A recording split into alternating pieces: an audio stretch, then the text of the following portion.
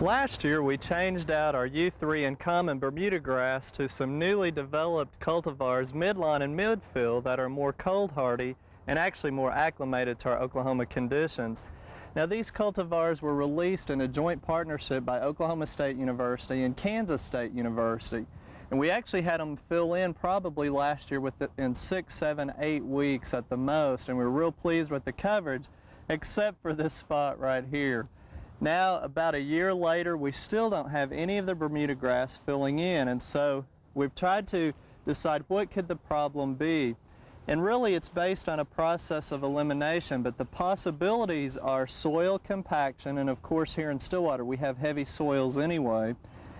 It could also be during the development of this property there was grade changes or sand mixed in, various things like that, so we have different soil types could also cause the same problem.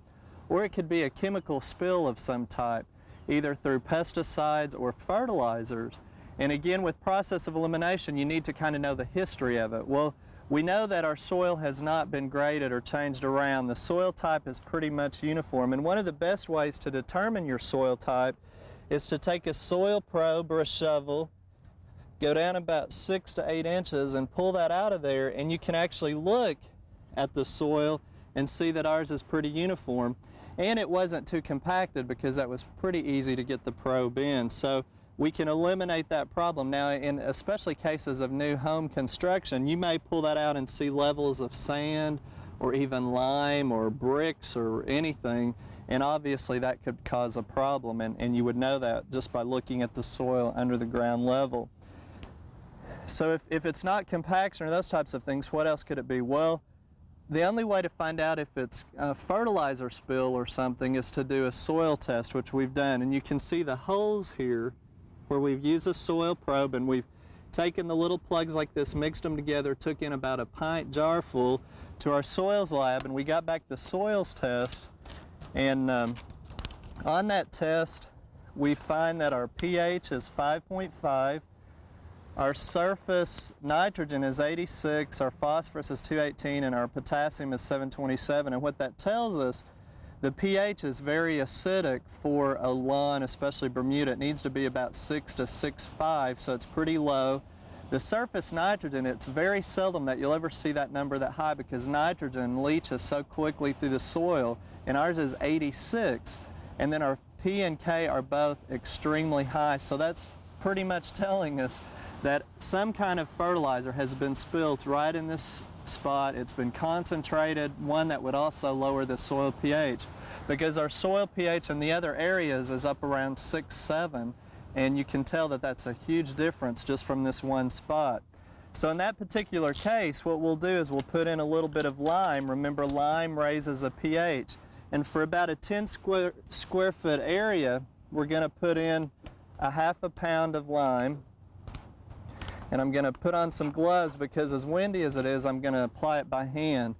And I'm just really a dolomitic lime, one that's more granular would be better than this powder. And as windy as it is, I would even encourage people to use a dust mask today, but I'm going to keep it real close and put it just in this area.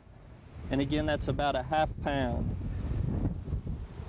And really probably the best thing even would be to work this into the ground with a tiller, but since the grass is trying to encroach in here, we're going to go ahead and just apply it on the top like a lot of people would do. Now the other thing to break up the surface tension is to just mix in some dishwashing detergent in the water, a few drops, and we're going to stir it up. And that acts as a surfactant. And so to get that high nitrogen and stuff out, just pouring a little bit of this on will help water soak through and penetrate this area a little bit more to help flush out those high chemicals. So a little bit of detergent will help break up that surface tension and let this area actually drain more. Now back on our chemical contamination, we've pretty much found out what our problem is, but if it was chemicals, a soil test will not tell you that. It's strictly nutrients. So you'd have to go to a lab to get your chemical test done, and you'd want to have an idea of what it would be because it can be very costly to have those tests done. So just process of elimination, a soil test helped identify our problem here, and it's one that you may be seeing and it may be the other options, but hopefully within a few weeks We'll get this flushed out, the pH will change, and that will take even months, and the grass will eventually start to encroach in, and we'll never know that this problem existed. Now let me take you over and show you some other areas of problem Bermuda grass situations. How's this for a turf problem? Slimy mold. It's actually a problem starting to show up on a lot of Bermuda grass lawns, including ours, and you'll see it on the Bermuda foliage as well as some of the weeds like dandelions, but it's truly just a mold. It's got little gray pustules, and when you walk across it or touch it, you can see how it comes off on your hands and clothes and shoes. It's really not one to be concerned about, though. It's not a parasitic pathogen, so it doesn't harm the grass. Sometimes it just shades out the foliage with the chlorophyll process, but really the best way is when you mow over it, it's going to take care of it. As the dew starts to dry out, it stops. So later and drier in the summer, you don't see it as much, or you can just brush it off and you can see the dust blowing on it. But there's really no need to get any fungicides out or spray it, because it's just one of those things that doesn't harm anything. It takes care of itself as the season goes on. And that's also true with mushrooms, because they'll pop up and you just break them off. They're usually just from decaying wood. So really nothing to worry about. Your neighbors might think you're crazy by brushing it off, but again, it's called slimy mold on Bermuda lawns.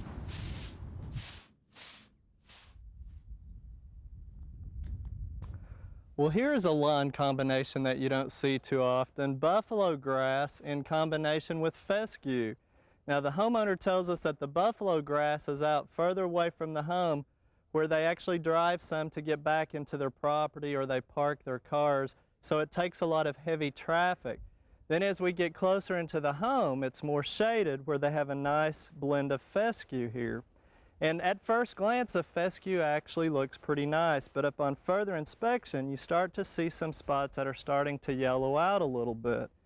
And up here closer is a very good example of a spot that's not only starting to yellow, but further along in the process, and it's actually turning brown. And what we have here is a fungus disease called brown patch on fescue, which can also get on Bermuda grass lawns and some other grasses as well.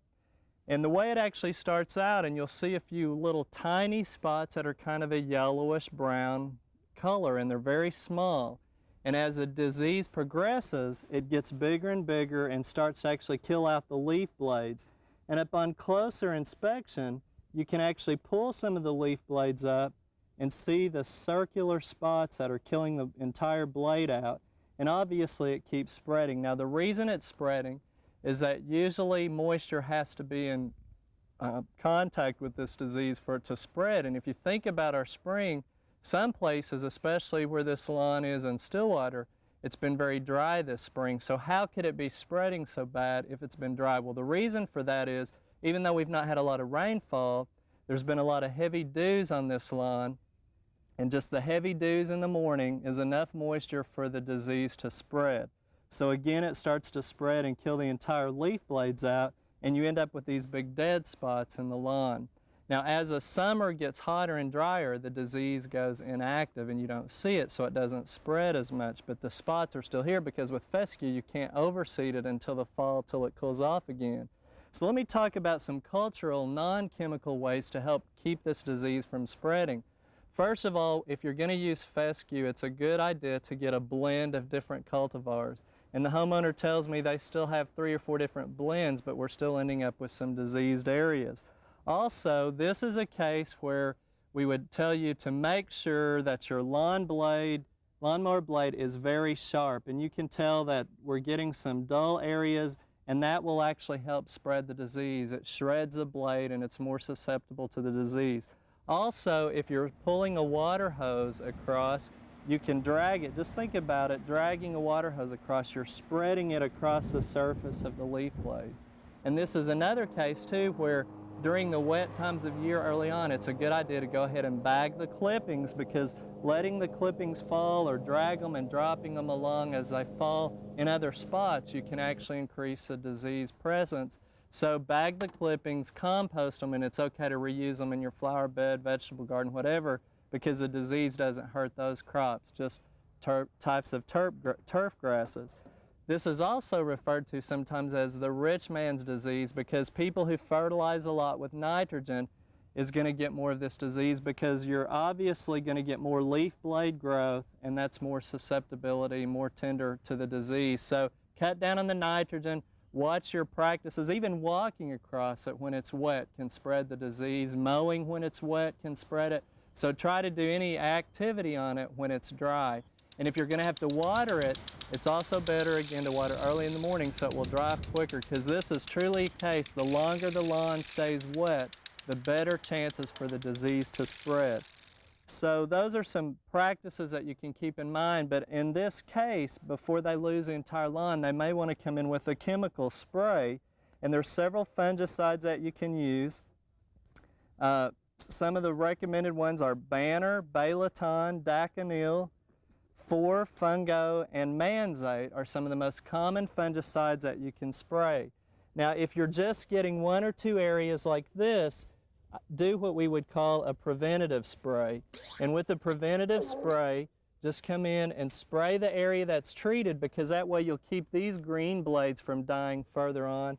And then whatever you do, make sure you spray the outside of the ring at least 8, 12, 15 inches, maybe even 2 feet to keep it from spreading on out. So that's a preventative. But if you look closely at this lawn, there's enough smaller spots starting to show up. It'd probably be a good idea just to go ahead and spray the entire lawn, because it's only less than about 1,500 square feet anyway. It's a pretty small lawn. So there's all kinds of preventative, sanitary type practices, just common sense you can do to avoid this. But if it gets too far along on you, you may have to revert to chemical control depending on what your preference and tolerance of the disturbances of grass.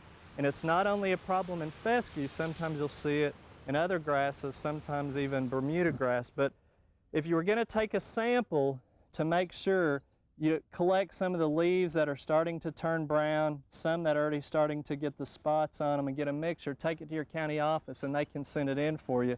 But one of those things that you may be facing in your own home lawn as well. We hope you've enjoyed this classic from the Oklahoma Gardening Vault. Remember, even though these tips and techniques are timeless, there's always something new to learn in the world of gardening. By subscribing to both Oklahoma Gardening and OK Gardening Classics, you'll have access to a wealth of gardening knowledge, both classic and contemporary.